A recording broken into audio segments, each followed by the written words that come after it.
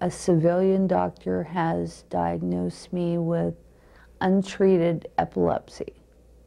And, but the Army is going with unexplained neurological damage. I wear diapers because I don't know when I'm going to have a bowel movement. I have no rectal muscles, no bladder muscles, no sphincter muscles left. And then the easiest way for me to remember is I have memory impairment. I was diagnosed with toxic encephalopathy of the brain, decreased blood supply to the left thalamus of the brain. I have central and peripheral vision disorders. I can't see beyond this. I've developed hypothyroidism, and they said all I have left is some thyroid strands now. And I could probably show you this.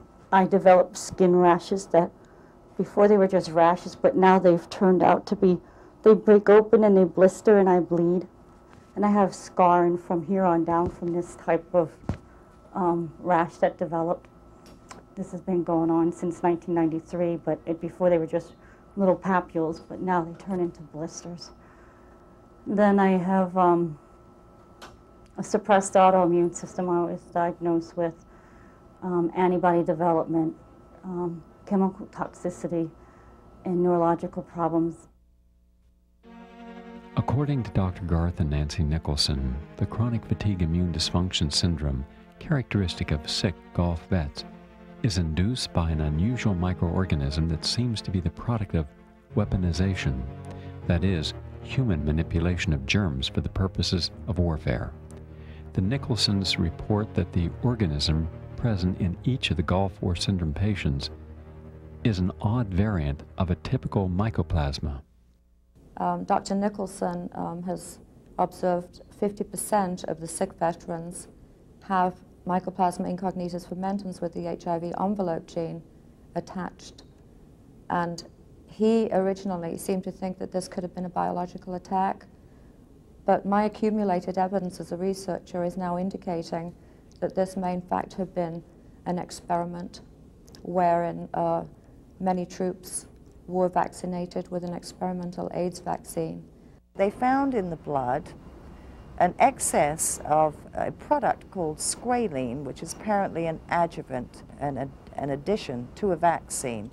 Normally, a product called alum is added as an adjuvant, but in this instance, in the blood, they are finding an excess of this agent called squalene, along with the HIV envelope. Now, I'm not suggesting that our troops now have AIDS, by no means. However, when we're talking about an HIV envelope, we are in fact talking about a portion of the AIDS virus itself. But that portion, which facilitates the entry into the body cells themselves of whatever accompanies it. I woke up one morning and these knuckles in my hand were like golf balls, and I just kind of blew it off. Maybe I injured something or an old injury, and about 2 days later, I woke up and my feet were swollen like elephantitis. Purple, I couldn't walk on them. They were very tingly and sensitive, so I would have to crawl.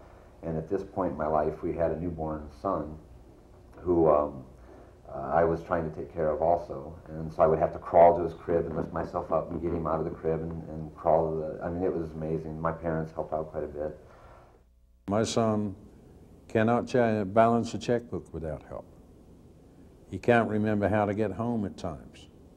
We are talking about a young man that was a student of the year for his county, National Honor Society, captain of the rifle team, president of Vicar, the vocational education programs, that can't remember. You send him to the store for half a dozen things and he can't remember. Comes home with a Coke.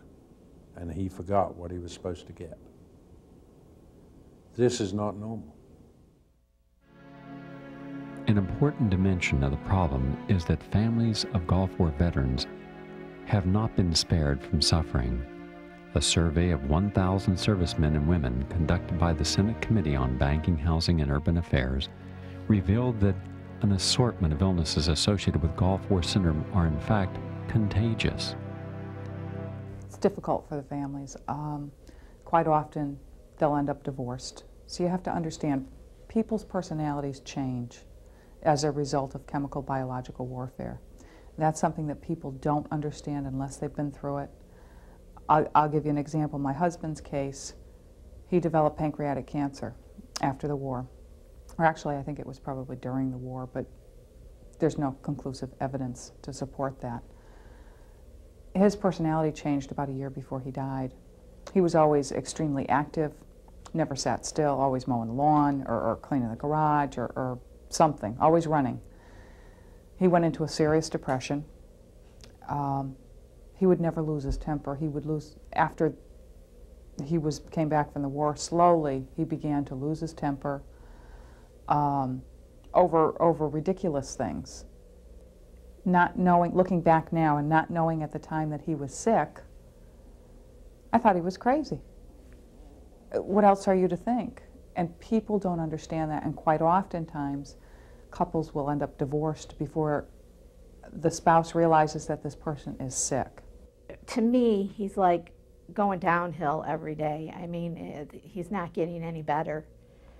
And as far as myself, I was on the verge of being a diabetic when he left, but since he came home, my sugar has been totally out of control. I've lost 100 pounds in the past year, and the doctors can't understand why my sugar still hasn't gone down after losing 100 pounds. I have the achy joints. Now I have fibromyalgia. Also, I have the problem with the burning semen. So our sex life, needless to say, is not that great anymore due to that fact, because it really gets severe, and my gynecologist says he's never seen anything like it. What type of exposure is going to transport the disease from one person to another? And that's scary. And I don't know if I should use the term disease, because I have no idea whether it's a disease or whether it's a couple dozen, and that's the one thing that scares me, is giving it to somebody I love. My worst fears, there's two. One is that I'm going to die a very HIV-like death, because so far, so much of this has mimicked HIV, and I'm going to end up like a skeleton in the bed. And my second fear is that I'm going to pass this along to the people that I love. And that's what really upsets me. Normally our programs have very positive and upbeat endings, where you see an alternative treatment with people having been successfully overcoming AIDS and cancer and arthritis and pain. Not this one. This one still has more to go. We still haven't uncovered all the facts. I'm Gary Null. Join me next week as we continue our program in our search for the truth about Gulf War syndrome.